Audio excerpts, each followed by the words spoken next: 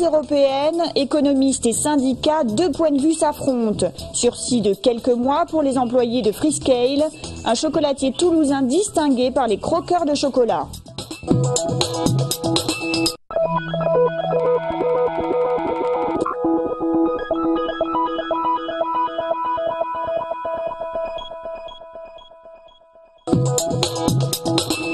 La crise de la dette au cœur des discussions aujourd'hui à Bruxelles intéresse aussi les Toulousains. Deux observateurs confrontent leur point de vue. On n'est pas dans une situation apocalyptique. On est dans une situation où si on ne fait rien, on prend des risques énormes.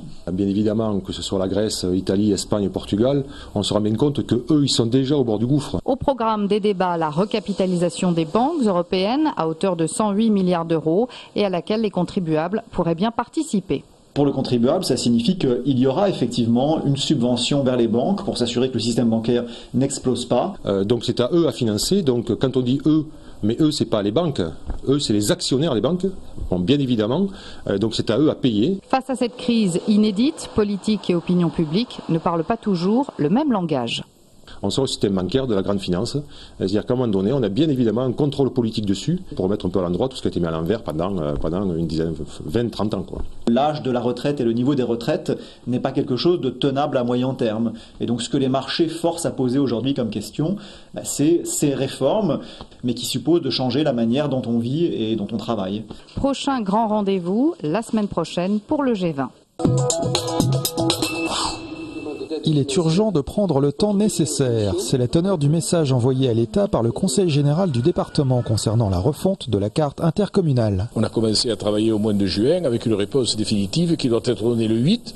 Et s'il n'y a pas d'accord, c'est le préfet qui déciderait à ce moment-là de par la loi tout seul. Ça, nous n'en voulons pas. Discuté en urgence lundi et voté à 52 voix pour et une abstention, la résolution concernant un moratoire sur la refonte de la carte intercommunale réussit à rapprocher les élus de tous bords et de tous horizons. Nous ne sommes pas, nous les élus, dans ce département, comme dans beaucoup d'autres, gauche et droite confondues, contre l'étude de l'avancée de l'intercommunalité. Il manque d'études financières, d'études techniques, de discussions approfondies avec les élus. Il faut donc, avec un moratoire et un amendement voté à la loi, permettre que l'on aille au-delà de la date butoir du 31 décembre 2011 et discuter de nouveau avant le 31 décembre 2012. Voilà ce que nous demandons.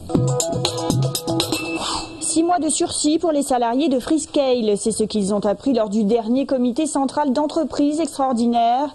L'usine de composants électroniques cessera donc une partie de son activité en juin 2012 et plus en décembre 2011. Pour cet ouvrier qui travaille depuis 22 ans chez Freescale, il s'agit d'une preuve de plus de la viabilité de l'entreprise. On ne comprend pas 500 intérimaires pour faire une production sur une usine qui va fermer.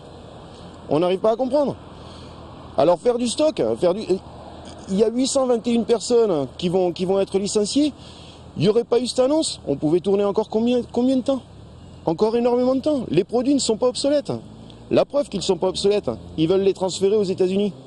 C'est juste une fermeture financière, tout simplement. Pour les salariés, seule explication de la direction, le besoin de stock des clients de Freescale. Une direction qui n'a pas répondu à nos sollicitations sur le sujet. Le gouvernement français, il nous trahit, nous les Mahorais.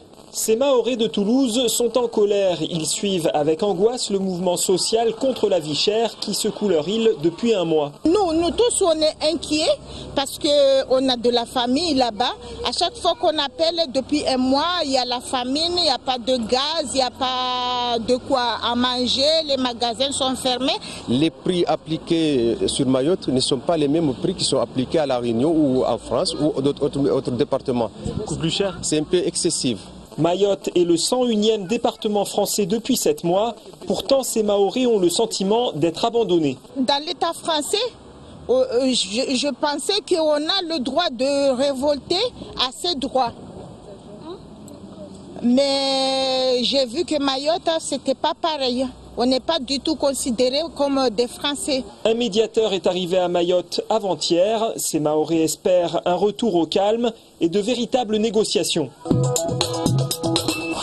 Fin de la grève des inspecteurs du permis de conduire. Un accord sur une revalorisation des salaires a été conclu en fin de semaine dernière. Les examinateurs ont repris le chemin du travail lundi. Près de 500 passages de permis ont été annulés la semaine dernière en Haute-Garonne. Inauguration cet après-midi du premier café des enfants. C'est au 7 rue de la Nive. Patients et professionnels de santé réunis aujourd'hui à l'Hôtel-Dieu autour de la problématique du diabète. 120 000 diabétiques en Midi-Pyrénées et une pathologie qui ne cesse de progresser au point que l'on parle aujourd'hui d'épidémie silencieuse. L'urgence, au-delà de la prise en charge du patient, c'est de freiner, voire d'arrêter les complications du diabète, des complications surtout vasculaires. Le diabète favorise en effet l'aggravation des maladies cardiovasculaires, l'infarctus du myocarde ou les AVC. Il existe aussi des complications touchant les petites artères qui affectent la vue. Le diabétique était exposé à perdre la vue. À l'heure actuelle, il y a heureusement moyen de lutter contre ce phénomène et pour la plupart de l'éviter à condition de ne pas négliger ce risque. Et le diabétique est également, par un phénomène d'atteinte des petits vaisseaux, exposé à l'insuffisance rénale. Et pour éviter ces complications, une alimentation saine et équilibrée, une activité physique et des examens de contrôle réguliers sont indispensables. Aujourd'hui, les malades bénéficient d'une couverture à 100% pour la prise en charge de leur diabète. Mais jusqu'à quand? Le diabète, c'est 15 milliards d'euros de remboursement de l'assurance maladie. 8 nouvelles destinations au départ de Toulouse-Blagnac. Dès le 30 octobre, Istanbul, l'aéroport d'East Midlands, dans l'est de l'Angleterre, Agadir, Séville et Venise seront desservis par des vols réguliers. 3 autres destinations bénéficieront de vols charter, Palma, Malaga et Lanzarote. Avec ces nouvelles destinations, l'aéroport augmente son offre en sièges de près de 3%.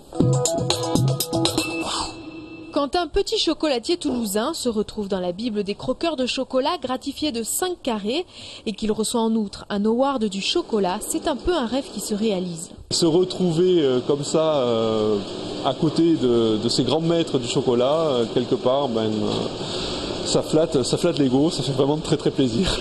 Les chocolats au poivre, ils les ont appréciés, mais je pense qu'on les a vraiment séduits avec l'Alhambra, qui est le feuilleté d'écorce d'orange, pâte d'amande et praliné. Actuellement, la petite entreprise se fournit essentiellement en Amérique latine. Sa nouvelle promotion pourrait bien lui ouvrir des portes. Ce qui est le plus plaisant dans ce prix, c'est que j'ai peut-être accès à des crus qui sont pour l'instant encore des chasses gardées de grandes maisons. Et je vais peut-être obtenir des terroirs que je n'ai pas encore réussi à avoir. Et si les prix du cacao coté s'envolent, ceux de la filière gré à gré, à laquelle s'approvisionnent la plupart des artisans, restent à peu près stables car beaucoup plus élevés. On va tomber sur la consommation de volume. La consommation de volume va petit à petit s'éroder au profit d'une consommation très qualitative, peut-être moins quantitative mais surtout qualitative. Et sans se reposer sur ses lauriers, l'atelier fourbit déjà ses armes en vue des fêtes de Noël.